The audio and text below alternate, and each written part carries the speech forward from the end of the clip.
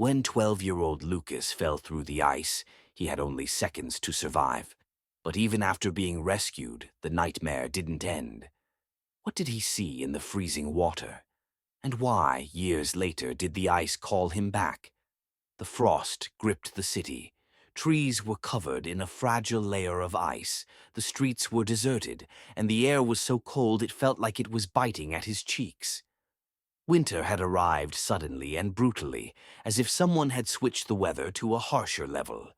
Lucas Evans, a 12-year-old boy, was hurrying home from school. He walked briskly, tucking his hands into the pockets of his thin jacket. His mother always told him to dress warmer, but he didn't like bulky winter clothes. Today he had stayed out later than usual, caught up in playing with his friends in the yard. But now, as the sun dipped below the horizon, unease began to creep in. The walk home usually took about 20 minutes, but today Lucas decided to take a shortcut. He knew the main road was safer, but it was nearly twice as long. If he cut across the frozen pond at the edge of the park, he could be home in just 5 minutes. A few days ago, kids from school had already tested the ice.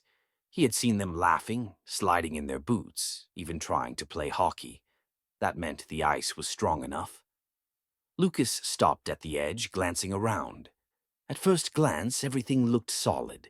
The ice was smooth, with no visible cracks, covered in a thin layer of snow. It's just a few steps.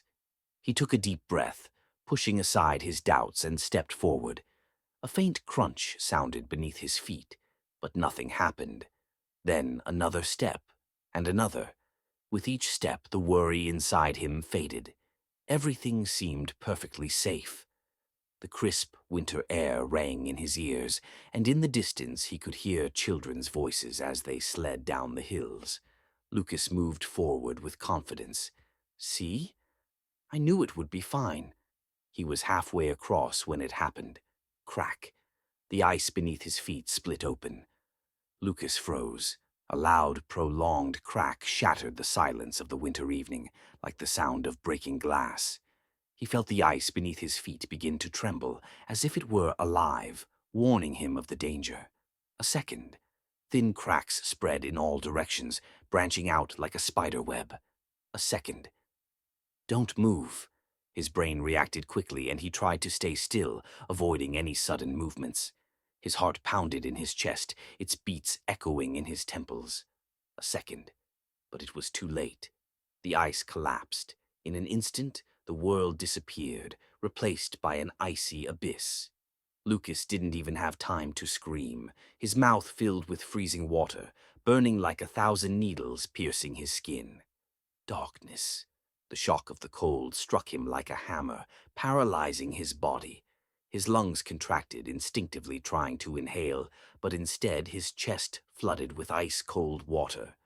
Lucas flung his arms upward, grasping for the sharp edges of the ice, but it was too slippery, and his fingers couldn't find a grip. Get out. I have to get out. He gasped, choking, trying to lift himself higher, but his soaked clothes dragged him down, as if invisible hands were gripping his legs and pulling him deeper into the abyss. The ice around him shattered even more, breaking under his desperate attempts to climb out. The cold seeped deeper, freezing his muscles, numbing every cell in his body. It felt like the blood in his veins was turning thick, his movements slowing, fear giving way to an eerie, terrifying silence. No, no, I don't want to die. Again and again he tried to grab the edge, but his fingers were numb, useless. He could barely feel them. Someone was shouting from the shore. Lucas turned his head. His blurry vision made out silhouettes. People, children. They were watching him. But no one moved. No one ran to help. He had no air left. I'm drowning! And at that moment his head slipped beneath the water. Underwater, everything was eerily silent. Lucas could no longer hear the screams. He couldn't hear the wind. He saw nothing but the murky, frozen darkness. The world slowed down. So this is death. Darkness wrapped around him. His body no longer obeyed him. It felt as if his limbs had simply ceased to exist. His chest tightened, his lungs screamed for air, but he knew if he inhaled, the water would rush in. Get out! I have to get out. He tried to move again, but he couldn't. The freezing water had reached his brain. His thoughts were slipping away. And then, from nowhere, a strange feeling crept over him. He wasn't alone. Somewhere deep in the icy water, just beyond his sight, something moved. He couldn't see it, but he could feel it. An invisible force was pulling him downward. Lucas felt a hand wrap around his leg. No, this is impossible. It can't be. He tried to jerk away, to break free, but his strength was gone. Cold, darkness. He no longer felt alive. Mom. The last thought flickered in his mind before his consciousness began to fade. The world disappeared. The water wrapped around his body, draining away the last traces of warmth. Sounds grew muffled, as if he were in a sealed room where the air had been replaced by thick, heavy silence. Lucas no longer felt pain.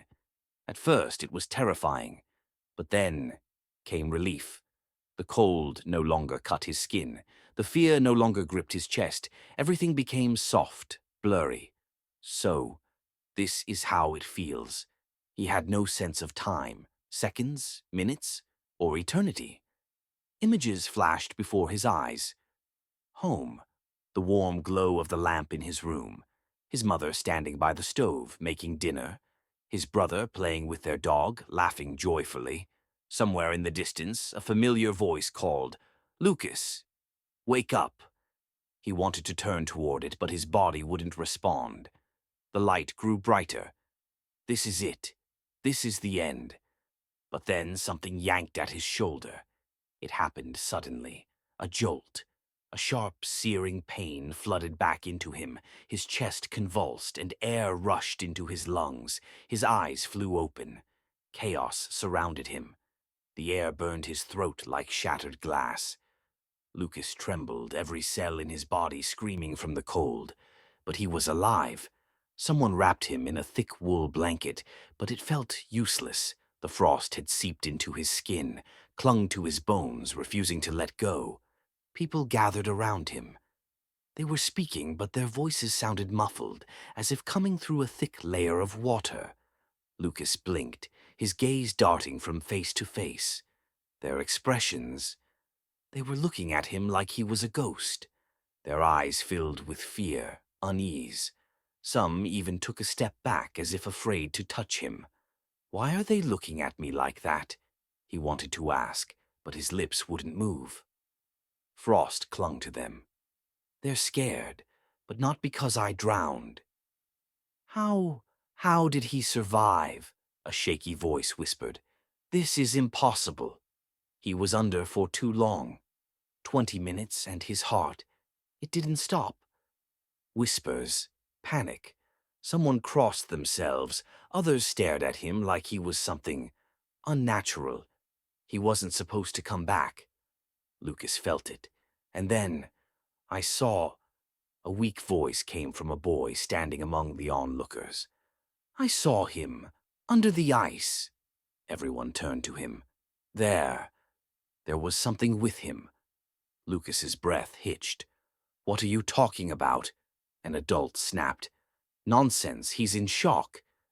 But the boy stepped back, his face pale, like he had seen something horrible. It wasn't a reflection. It moved. I saw a hand. Silence, thick, suffocating, terrifying. Lucas shivered harder. A hand? Someone was there. In that moment, the distant wail of sirens broke through the stillness. Rescue teams. But Lucas already understood. He hadn't been saved. Something had brought him back. But what? And why? Lucas stayed silent. His teeth chattered from the cold, but even if he wanted to speak, he wouldn't know what to say. A hand? What hand did he see? Something tightened in his chest. He tried to recall the moment underwater, but his thoughts were scattered. Darkness. Cold. The feeling that he wasn't alone. And now someone else had confirmed it. "Nonsense," a tall man nearby snapped. "The boy is already scared enough. Stop talking rubbish." But fear had already taken root in Lucas's mind. What if... He's right. What if I really saw someone down there? And if that's true, why didn't it pull me under? Or did it help me get out? A voice echoed in his head, distant, cold. "You were supposed to stay." His chest tightened. He felt the blood in his veins freeze, not from the cold, but from terror. He wasn't supposed to be here. He knew that. But someone or something had brought him back. Why? And what would happen next? Footsteps of the rescuers were approaching in the distance. But Lucas felt no relief. He hadn't been saved. He had been released. But for how long? Lucas sat in the ambulance, wrapped in a warm thermal blanket. His body trembled, but not just from the cold. A paramedic leaned in, checking his pulse. "His temperature is critically low, but he's stable. It's a miracle." A miracle. He had heard that word too many times in the past few minutes. Is this really a miracle? His heart was beating. His lungs were breathing. He was here. But something had changed. The paramedic examined his hands, checking his skin for signs of frostbite. And then he froze. "What is this?" He ran his finger over Lucas's wrist. Lucas looked down. On his skin, a distinct handprint. Not a bruise, not a wound, a frozen mark, as if someone had grabbed him in the water and squeezed so tightly that the frost had burned into his skin. "Do you remember how this happened?" the paramedic asked, his voice tense. Lucas didn't answer. He couldn't answer. Because he didn't know. Or maybe he didn't want to know. Who held me there? Did someone try to save me? Or were they pulling me back? The paramedic gave him a long, studying look. "All right, we'll figure it out later. The important thing is, you're alive." But Lucas knew this wasn't the end. The ice hadn't let him go. It had only left its mark, a reminder, a promise, that it would take him back. And in that moment, Lucas understood one thing. I still belong to the water, and one day it will take me. Lucas lay in his hospital bed, but he didn't feel warm. The room was cozy, soft lighting, warm blankets, the sterile scent of antiseptics. But the cold that had pierced him underwater still hadn't let go. His body no longer trembled, but something inside him felt wrong. I wasn't supposed to come back. They shouldn't have pulled me out. Something stayed behind. He looked down at his wrist. The bluish handprint was still there. He rubbed his skin, but nothing changed. It wasn't just a mark. It was a seal, a sign that he no longer belonged to himself. Somewhere outside his room, he heard the muffled voices of the doctors. "No brain damage. It's incredible. Do you understand? He was under for more than 20 minutes. He should have suffered hypoxia. But the tests show everything is normal. Maybe we're missing something. Or maybe he's not quite the same as he was." Lucas clenched the sheets. They know. They can feel it. I'm different now. He closed his eyes, hoping for sleep. But then he heard it. A whisper. Distant. Muffled. As if coming through deep water. "You were supposed to stay." His chest tightened. He shot up, looking around. No one. But the voice had been there. Quiet, calling. Cold. The ice was calling him back. Lucas sat in bed, gripping the blanket in his fists. "I'm still in the hospital. Everything's fine. Everything's okay." But it wasn't okay. The whisper hadn't stopped. Soft, drawn out, like the wind drifting across an empty field. But it wasn't the wind. It was calling. It was whispering. Lucas squeezed his eyes shut, hoping that if he refused to listen, it would disappear. But it didn't. He opened his eyes. Everything in the room looked the same. The dim glow of the nightlight, the sound of raindrops against the window. But something had changed. He felt the cold. At first it was light, barely noticeable, then stronger, then unbearable, as if he had been plunged into the freezing water once again. He turned sharply toward the window. The glass was covered in a thin layer of frost, but what struck him most was his reflection. In the dim glass he saw himself, but it wasn't him. Lucas stared into a pair of eyes, identical to his, yet lifeless, dark, endlessly deep. And in that reflection something moved, a shadow barely visible. His reflection's lips parted, and Lucas heard the words that made his blood turn to ice. "You still belong to the water." He screamed and jerked back, slamming into the wall. The reflection was gone. The window was normal again. But he knew this wasn't a dream. This wasn't his mind playing tricks on him. The ice remembered him, and it wouldn't let him go. Lucas held his breath. His heart pounded in his chest, but his body remained ice cold. The reflection was gone, but the feeling of something else in the room hadn't disappeared. Am I losing my mind? Maybe it's just the effects of hypothermia? Hallucinations? But he didn't believe that. Something inside him had changed. He swung his legs off the bed, walked to the window, and ran his fingers over the glass. The ice didn't melt. His hand clenched into a fist, and he quickly pulled it away. "What's happening to me?" he whispered to himself. At that moment, his mother walked in. "You're still awake?" Her voice was cautious. Lucas turned to her, but didn't know what to say. She studied him carefully. "You look pale." Lucas stayed silent. He wanted to tell her everything about the whispers, the reflection, the cold that wouldn't leave his body. But he couldn't, because he knew she wouldn't believe him. Or worse, she'd be scared. And if she was scared, then that meant it was real. "I'm just tired, Mom." She frowned. "We're being discharged tomorrow. The doctor said you're fine. But I'm not fine. I'm not the same anymore." "Mom, what if?" He hesitated, unsure how to ask. She stepped closer, carefully sitting on the edge of his bed. "What is it, sweetheart?" Lucas clenched his fists. "What if I wasn't supposed to survive?" Her face went pale. She swallowed hard, closed her eyes for a moment, then forced a weak smile. "What are you saying? Of course you were supposed to survive. But what if I broke something? Lucas," her voice trembled, "you're just scared. It's over. You're home. Everything is okay. But it's not over. It's still here. It's inside me." She kissed his forehead and left the room, leaving him alone with his fear. Lucas lay back down, staring at the ceiling. He felt it. The ice was inside him, and it was waiting. The morning was gray and heavy. Lucas hadn't slept all night. Every time he closed his eyes, he was back under the ice. He heard that voice. He felt the cold inside him. And worst of all, he knew this wasn't a dream. The doctor smiled as he filled out the discharge papers. "You're a lucky kid, Lucas. A case like this. It's just incredible. Not luck. This wasn't just a rescue. It was something else." But he stayed silent.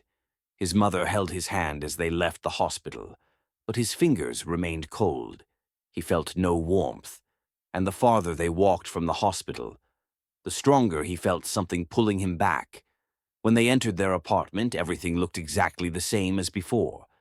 But Lucas didn't feel at home. He felt like a stranger. He walked into his room and sat on his bed. Silence. But suddenly, the ice inside his chest shifted. Something inside him was freezing over. And then he understood. I never fully left that place. A part of me is still there. And it wants me back. Everything at home was the same as before. But Lucas knew he wasn't. He sat on his bed, staring at his hands. They were ice cold. His fingers felt numb, as if the blood in his veins had frozen solid. Why do I still feel the cold? He moved his hand. Thin frost patterns spread across his skin. What's happening to me? He clenched his fist. The frost vanished, but he knew it was only temporary. The ice was inside him. Lucas, you need to rest. His mother stepped into the room, her eyes filled with worry. You barely slept in the hospital. Lie down. Close your eyes. You'll feel better. He didn't want to sleep, because every time he slept, he was back under the ice. I'm not tired, Lucas. Her voice was soft but firm. You need to. I said I'm not tired. He jumped to his feet. Her eyes widened. He saw fear in them. She took a step back. Lucas breathed heavily. Why is she looking at me like that?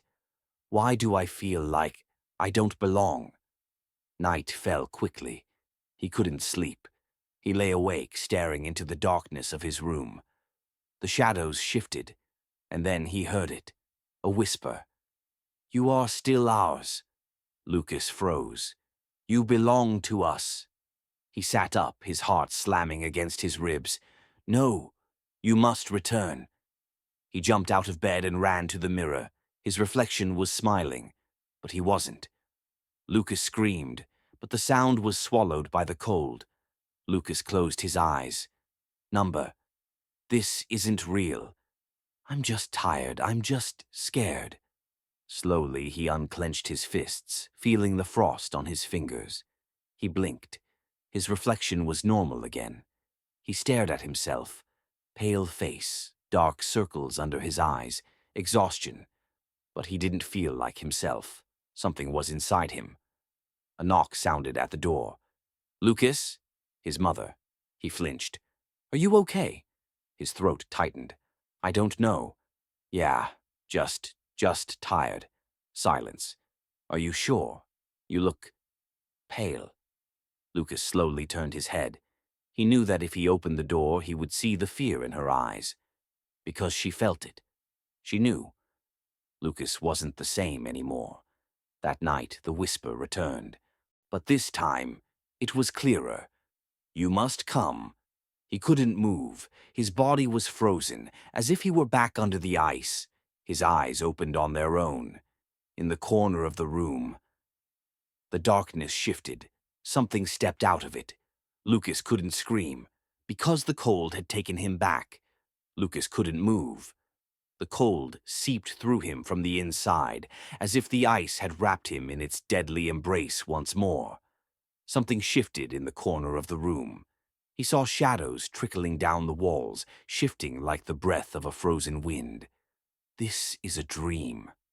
Am I asleep? His chest tightened, his heart beating slow, too slow, like it was being forced to stop. And then he heard it.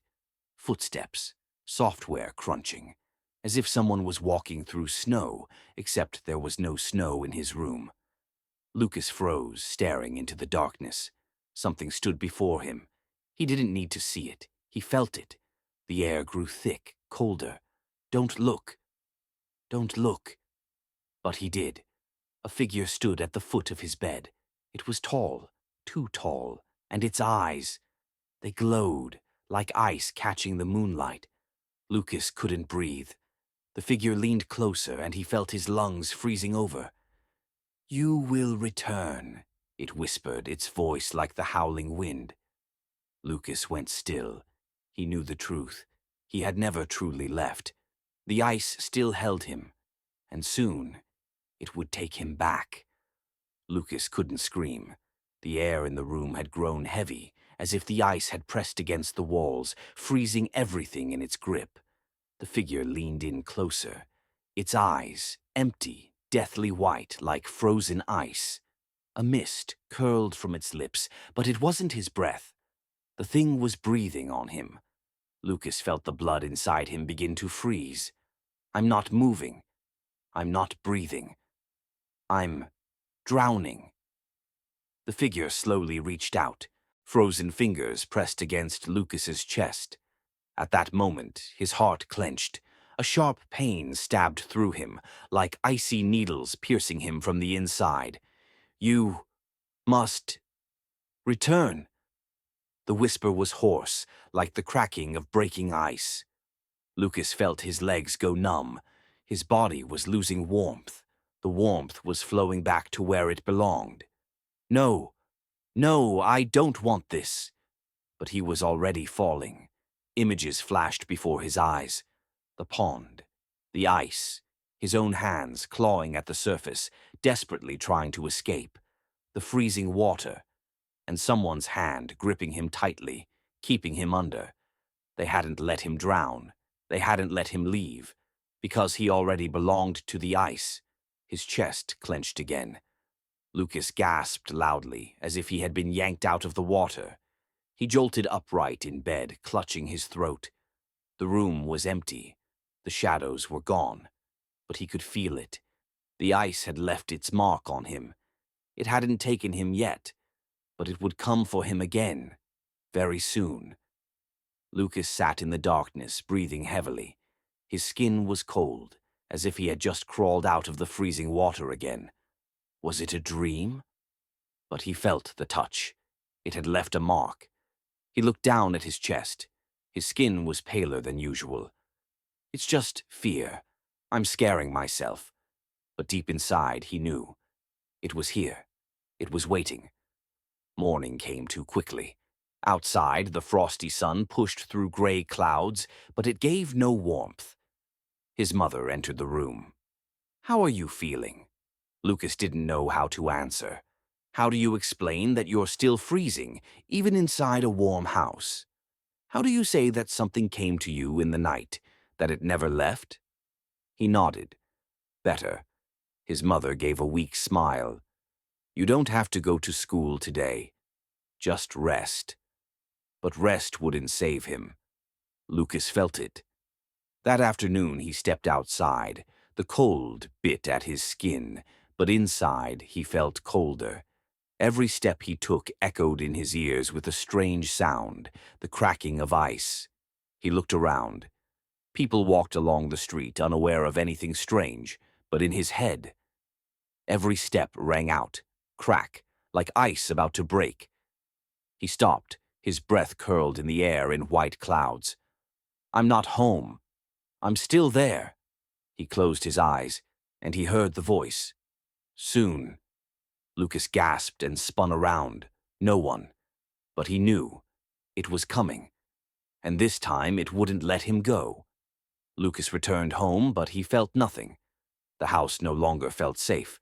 He sat in his room, staring out the window. Snow swirled in the air, falling softly, almost gently. But in his head he heard the cracking. The ice was calling him again. Lucas, dinner's ready. His mother's voice sounded distant, as if she was calling to him from another world. He didn't answer. His eyes were locked on the window. Beyond the glass, the ice was moving again. He could feel it. Not see it. Feel it. Inside him something was breaking, like ice on the verge of shattering. Lucas. He turned sharply. His mother stood in the doorway, her face filled with worry. Are you okay? He didn't know what to say. How do you tell your mother that something inside you is no longer yours? How do you explain that at night the ice breathes with you? He forced a smile. Just tired. She frowned but said nothing. If something's wrong, you can tell me. No, I can't. He lowered his eyes. I'm fine. She lingered in the doorway, then slowly walked away. Night fell too quickly again. Lucas didn't sleep. He waited. He knew it would return. He needed to know the truth. Who was he now? Who did he belong to? And when would the ice come for him again? The clock struck 3. The darkness thickened. Shadows shifted in the corners. And then, Lucas heard it. A voice, a whisper, software frosty, calling. It's time. Lucas rose from his bed. He didn't resist. He knew. It was time to find out who he belonged to now. He stepped toward the window. Frost crept across the glass. And then, words appeared, cold, scratched into the ice by something unseen.